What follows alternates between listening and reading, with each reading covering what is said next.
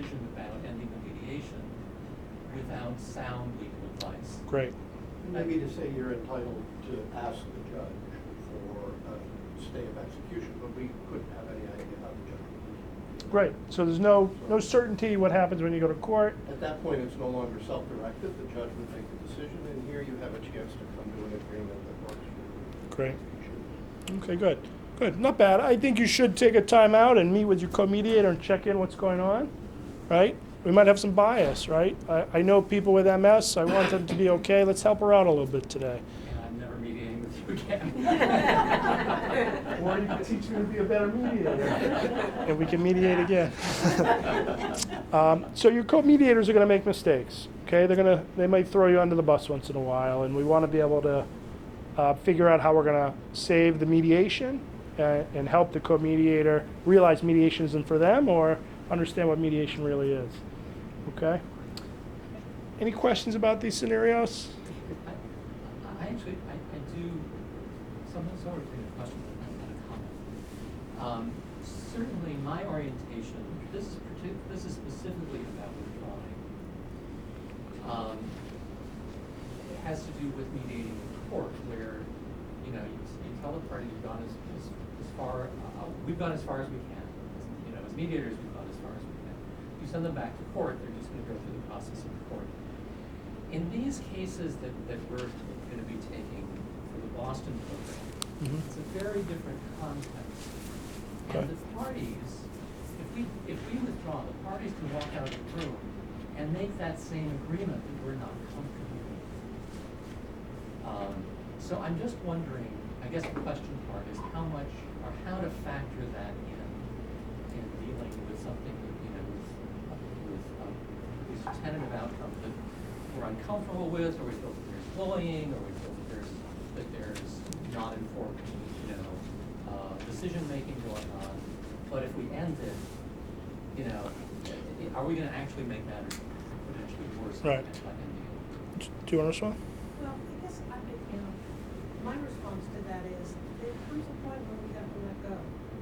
I think we do our best work around these principles and standards, but for myself, I guess, over the years, I've gotten to the point where, for whatever reason, people may feel like this is what they want to do, and there may be all kinds of things we don't know about their lives that lead them to that conclusion. And so I want to be careful about not being overbearing in my judgment, or hopefully not judgmental at all, and trusting that they're going to do what they need to do.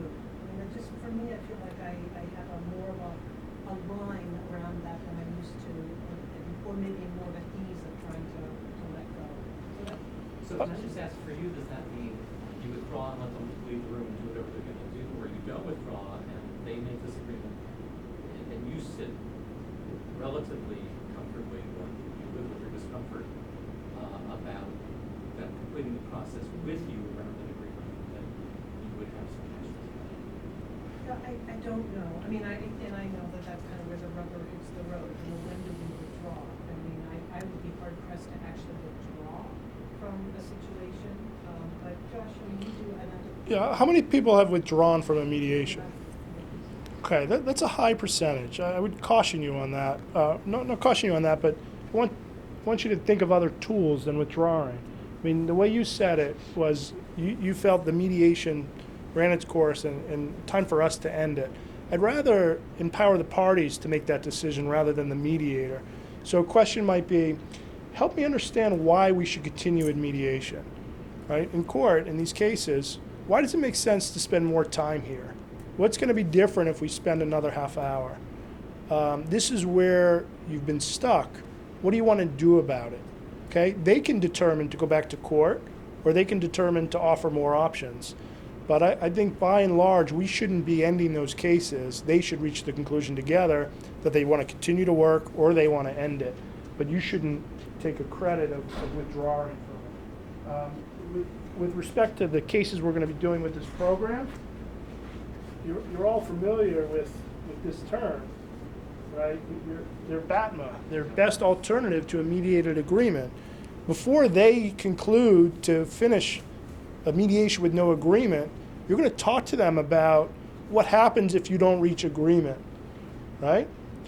What is it going to be like for you if you don't reach closure today?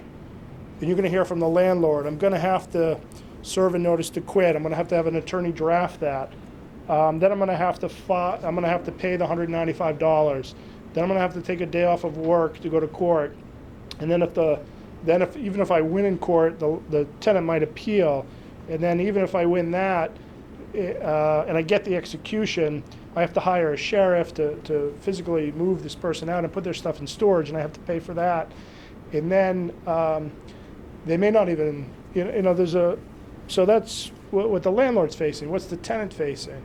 So you can help them think about, as we talked about earlier, trading hope for certainty. You hope something's going to happen, but why don't you control it? What ideas can you come up with?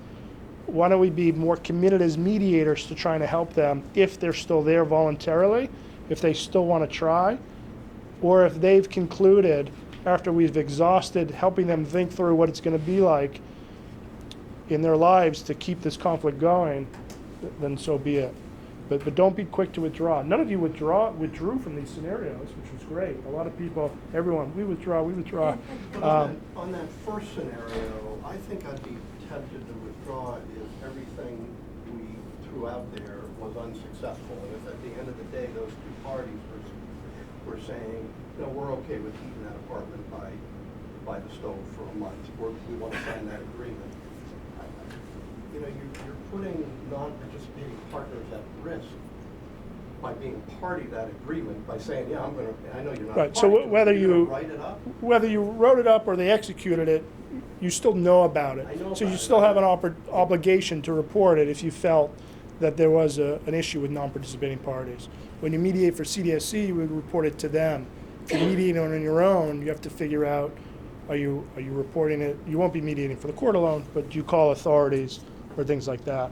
So again, having a mentor, having a case manager to talk to is a wonderful benefit of mediating in a community mediation center. I guess it's a program question, so if that got reported, is that your sense of CPSC, that information will go back to you, and then what do you do with it? And then what do we do with it? It's not unlike, and although this is new terrain, really, because we've been in the court, now this is in the community, not unlike concerns about the well-being of a child or an elder. And in those, our practice has been that the mediators would disclose to the parties that they were going to let staff know or let somebody know that there's a worry and a concern. And it's been so rare up till now, what we've had to do with that. I would say in my tenure here, once, maybe twice. Same where we are. So, it's not going to increase, but we need to be prepared for when it happens. I'm sure CDSC has attorneys that they could check in with, or board of directors to check in with. Say, we learned the following. What do we as a community group feel we should do about it, if anything, if things come up? And we're going to also have an administrative office of housing stability when we take a minute. Does the report go there? Absolutely. Does it go to the fire department? So it's raising some really important questions policy-wise, and we're going to have to go through this. Are you suggesting that, what did you Yeah, say, Kathleen? I'll get back to you one Are second. you Mary Ann's suggesting aware. that we go with this agreement No. and then report it? No. Okay, so, because that would be counterintuitive. So, Right. Yeah. So if best practice. If in the process, Melissa and I are co-mediating and we think this is really not a good thing, but they continue to agree on it, we say, well, what do we say? We're aware that this could be a problem, we need to report it, because that immediately will change the dynamic You of can, whatever's. right, so you can stay in session and say, look, we're concerned with some of the things you're talking about. As we said in our mediator's opening, there are exceptions to confidentiality, right? You should have exceptions to your confidentiality in your mediator's opening. So say to them, not that I'm going to, but I reserve the right to report this.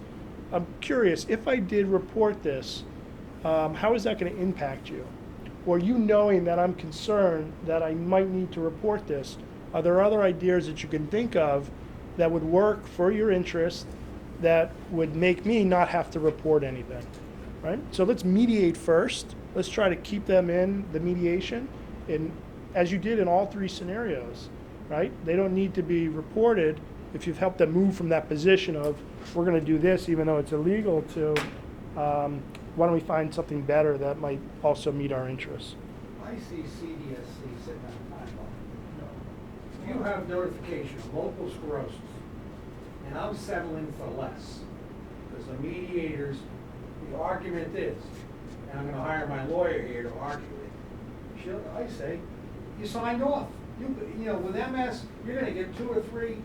Right. With any mediation, it doesn't matter what the court might do, right? Because it doesn't mean the court will do it, They're not. right? So, But you're vulnerable.